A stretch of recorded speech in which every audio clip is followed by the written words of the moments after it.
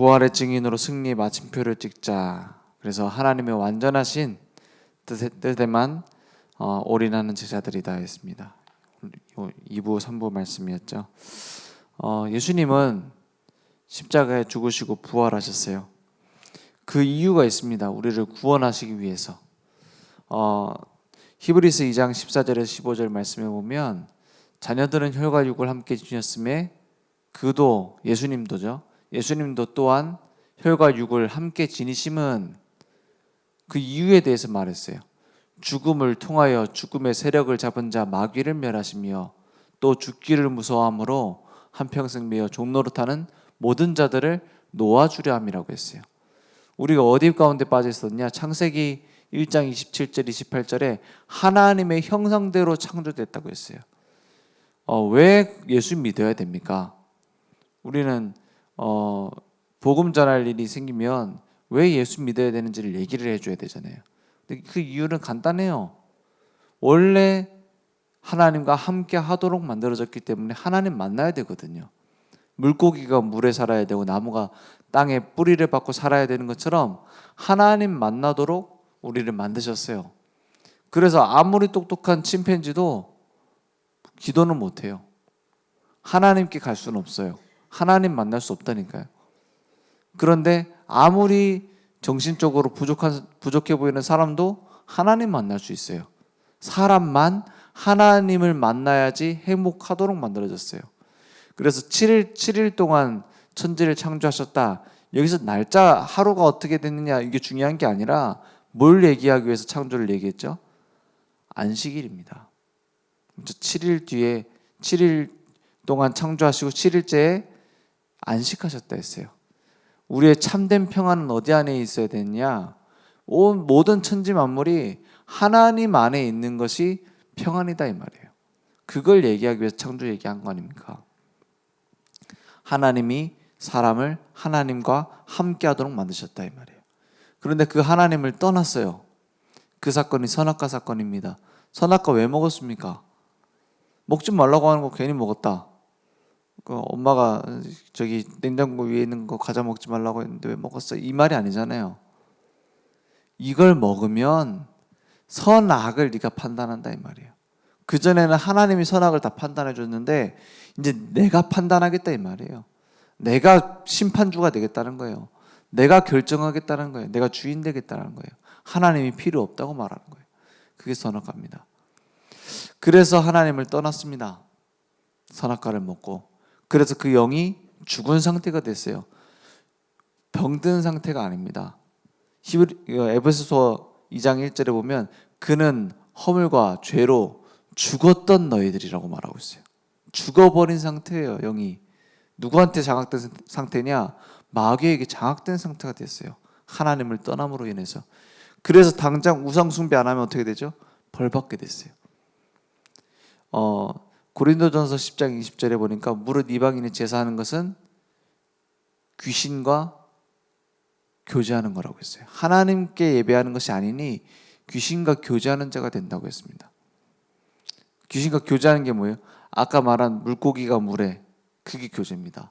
나무가 땅에, 그게 교제입니다. 하나님과 함께 교제하도록 만들어졌는데 그 교제 대상이 귀신으로 바뀐 거예요. 그게 종교입니다. 그래서 종교 생활 할 수밖에 없게 된 거예요. 교회를 다녀도 그리스도 모르면 종교 생활입니다. 교회를 다녀도 그리스도 모르면 사단의 종노릇하는 거예요. 그렇죠? 그래서 예수님을 따라오던 많은 무리들 중에 바리새인들이 있었어요. 사두개인들이 있었습니다. 이들이 예수를 무조건 죽여야겠다 이렇게만 본 게 아닙니다. 기적 행하는 거 보니까 성경과 장로들의 유전에 나와 있는, 유전이라는 건 말로 전해지는 성경이죠. 자기들끼리 하는. 근데 그거에 나와 있는 메시아일지도 몰라. 따라가면은 뭔가 복 받을지도 몰라. 라며 따라오는 경향도 있었습니다. 그런데 그런 유대인들에게 뭐라고 하셨냐? 혹시 그리스도일지도 몰라. 따라가 보자. 이렇게 말하고 있는 바리새인들한테 뭐라고 하셨냐? 너희는 너희 아비 마귀에서 났으니 이럽니다. 너희 아비의 욕심대로 너희도 행하고자 하느니라. 우리는 그런 적이 없잖아요. 이 불신자가 들으면 기분 나쁜 얘기입니다. 제가 한 번은 복음 전하는데 너희는 너희 아비 마귀 이렇게 얘기하니까는 이제 친구한테 복음 전하는데 그렇게 하니까는 야 어떻게 나한테 그렇게 마귀라고 할 수 있냐, 마귀 새끼라고 할 수 있냐 얘기를 하는 거예요. 그 설명을 해줬죠. 설명을 해줘야 돼. 내가 원하든 원치 않든 여기 이 상태에서 태어난 거다. 맞죠? 그러니까 어쩔 수 없이 끌려가는 거다. 내가 원하지 않아도 그렇게 끌려가는 거다. 그 가짜 주인에게 붙잡혀 가는 거다. 그게 어쩔 수 없는 상태 아니냐. 맞잖아요. 그래서 왜 정치인들의 문제 속에 빠집니까? 계속 훌륭한 사람들 아닙니까? 진짜 훌륭한 사람들 인격적으로 봤을 때. 그런데 마치 TV 나와서 얘기하는 건 다 초등학생처럼 얘기하잖아요. 막 내 편 아니면 다 죽인다 이런 식으로. 왜 그래요? 너희는 너희 앞에 마귀 있었으니. 이 신분 권세가, 신분 상태가 빠져나올 수 없는 상태에 있는 겁니다. 그래서 그리스도가 오신 겁니다. 그래서 마귀의 권세를 깨트리고 우리를 건져내겠다고 하신 거예요. 죄의 권세를 부수시고 우리를 건져내겠다고 하신 거예요. 지옥의 권세를 부수시고 하나님 만나는 길을 여셨다는 겁니다. 그래서 우리를 위해서 십자가에 죽으신 거예요. 마지막에 하신 말씀, 다 이루었다.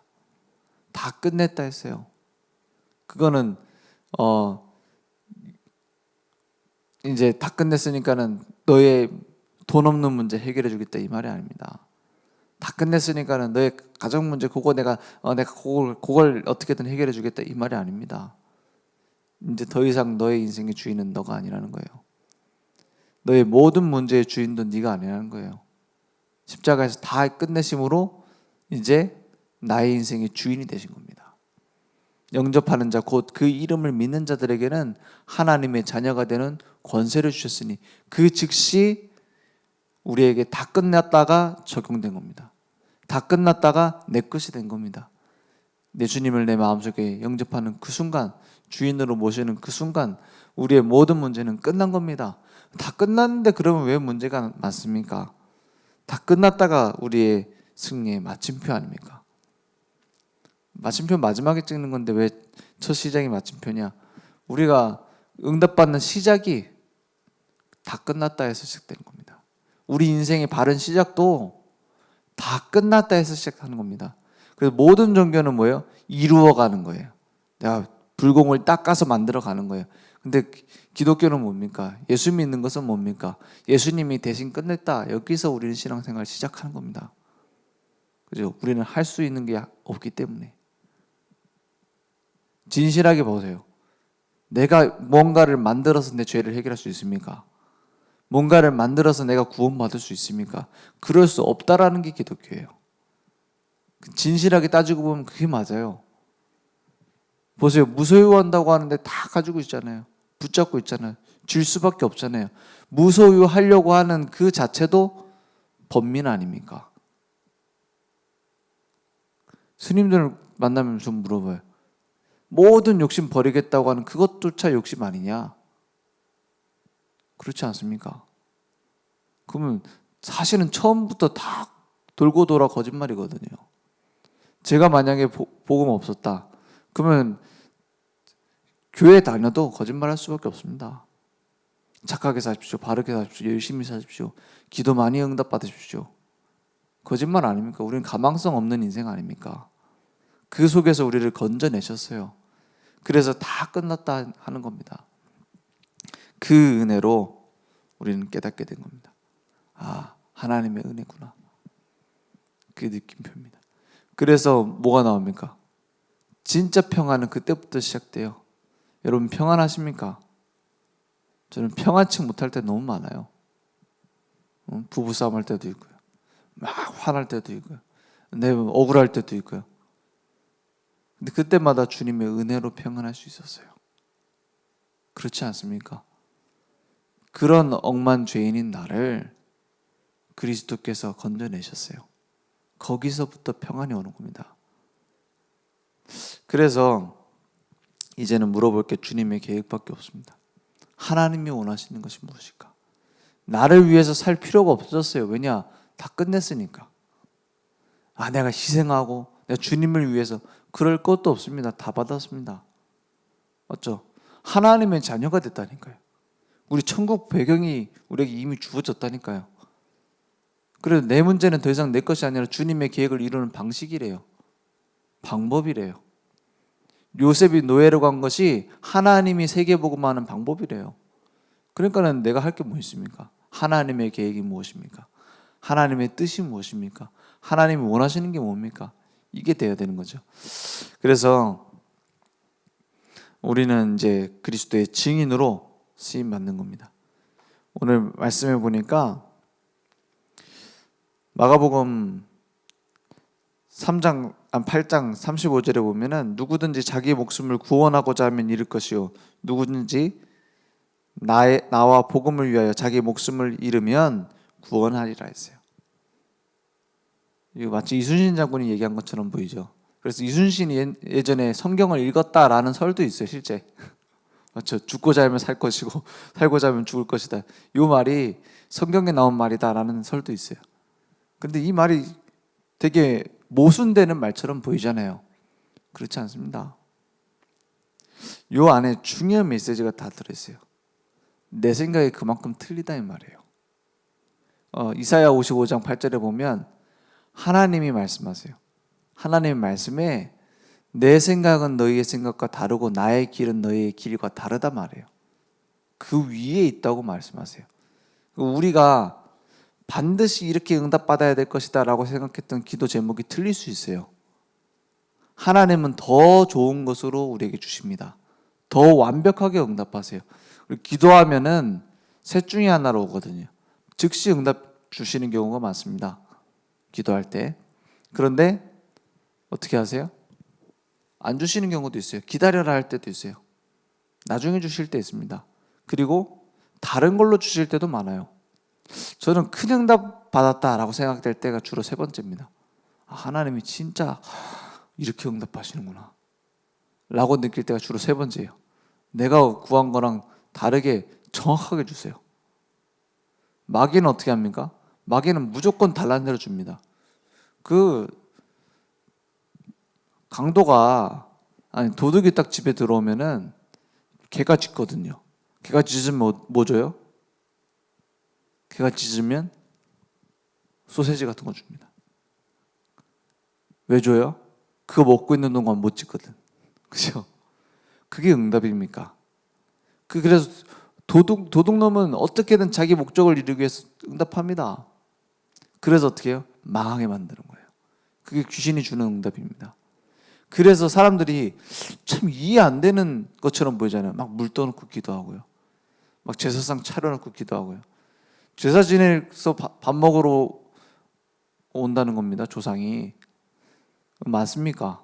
조상이 올 게 맞다면, 그게 진짜 맞는 말이라면 우리는 하루에 3번씩 차려야 돼요. 안 그러면 배고파 죽는다잖아요. 왜 나를 배고프게 하냐, 꿈에 나타난다잖아요. 그게 사실이라면 하루에 3번씩 차려야 돼요. 근데 그게 아닙니다. 조상을 망하게 만들었던 그 귀신이 조상 흉내를 내서 온다는 거예요. 그러면 징그러운 일 아닙니까? 쫓아내야죠, 사실. 그게 사람들이 하는 종교입니다. 그래서 자기 목숨을 구원하자 하면 잃을 것이고 나와 복음을 위하여 자기 목숨을 잃으면 구원하리라. 복음을 위해서 산다. 어떻게 보면 바보 같은 얘기입니다. 그죠? 내 앞가림이나 똑바로 하지 왜 그 예수님 따라다니냐? 왜 그 교회를 왜 전 재산 바치고 그러느냐? 근데 그게 사는 길이라고 말하고 있어요. 왜냐? 그럼 뭐 주니까요? 아닙니다. 사람은 하나님 만나야 평안하도록 되어 있어요. 그 복음을 지키는 것이, 복음을 전하는 것이 나를 살리고 후대를 살려요. 그걸 말하는 겁니다. 제자들이 순교했습니다. 망했습니까? 제자들이 복음을 12제자가 100% 순교했다니까요. 망했습니까? 아닙니다. 그들의 순교 때문에 우리에게까지 이 복음이 온 거예요. 그죠? 그럼 우리도 막 순교하고 죽으러 가야 됩니까? 그 말이 아닙니다. 그들이 그러면 희생한 겁니까? 아닙니다. 가장 큰 상급을 얻은 거예요. 그렇죠? 그래서 우리가 237 세계복음화 한다고 했을 때 너무나 먼 나와 상관없는 걸로 생각하고 갈지도 몰라요. 누군가 하겠지. 우리 237 하다 보면 누군가 하겠지. 우리가 뭐 후대 세우면은 그거 하겠지. 예전에 그 유행했던 말이 뭐냐면 렘넌트 발판이란 말이에요. 가장 좋은 말인데 가장 우리가 틀리게 볼 수도 있어요. 뭐냐면 우리가 너 꿈이 뭐냐면은 나는 렘넌트들의 발판이 되는 거래. 그래서 5살짜리한테 물어봤어요. 너 꿈이 뭐냐? 렘넌트 발판이 되는 거래. 그럼 렘넌트는 누가 합니까? 그죠? 다 렘넌트 발판이래. 렘넌트라는 의미를 잘 아니까 하는 말이죠. 좋은 말입니다. 근데 그러면 누가 세계복음화 합니까? 그래서 그럼 우리가 막 내가 세계복음화로 다니겠다 이 말도 안 되잖아요. 하나님의 절대 주권 속에서 내게 주신 현장이 있어요. 내게 주신 영혼 구원의 장이 있다니까요. 나를 통해서 복음 전하실 계획이 있다니까요. 그걸 찾는 겁니다. 왜 어린 아이가 렘넌트의 발판이 꿈이라고 할까 생각해 봤어요. 저는 거기에 이유 있다고 생각합니다. 난 렘넌트가 될 거라고 말하면 좀 부담스럽잖아요. 그죠? 내가 해야 되니까. 누군가한테 떠넘기는 거예요. 하나님은 나를 통해 하시길 원하십니다. 나를 통해 하실 계획이 분명히 있어요. 세계복음화의 계획. 그래서 후대에게 정확하게 전달하는 겁니다. 전도에 대해서 보지 못한 후대가 어떻게 전도를 합니까? 그죠? 교회를 위해서 헌신하는 모습을 보지 못한 후대가 어떻게 교회를 위해서 합니까? 그것을 보여주기 위해서라기보다는 나를 통해 하실 계획이 있어요.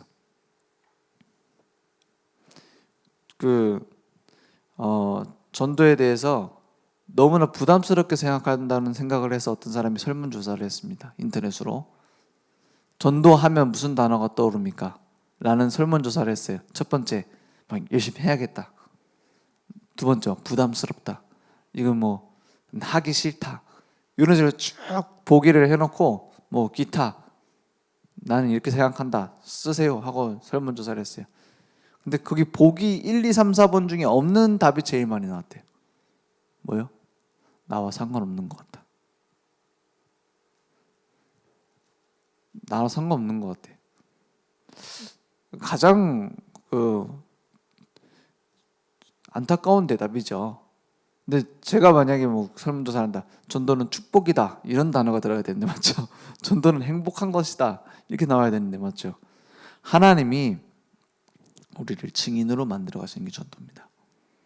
그죠? 나를 통해 지금 현장에서 하실 증인의 계획이 있어요. 그걸 찾아야 됩니다. 전도 운동이 일어나는 것을 한 번도 보지 못한 후대가 어떻게 전도 운동을 할 수 있겠습니까? 그렇죠. 교회를 위해서 헌신한다는 것을 보지 못한 후대가 어떻게 교회를 위해 헌신할 수 있겠습니까? 오늘 그래서 우리를 구경꾼이 아닌 어떤 가르치는 자가 아닌 부활의 증인으로 만들어 가실 겁니다.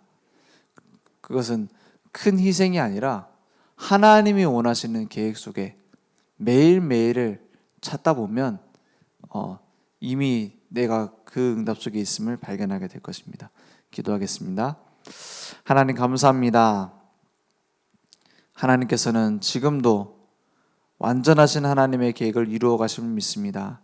이제 우리가 정말로 바른 증인으로 쓰임받기 원합니다. 부활의 증인으로 쓰임받기 원합니다. 우리 렘넌트들과 우리 교회를 위한 전도자의 삶이 회복되기 원합니다.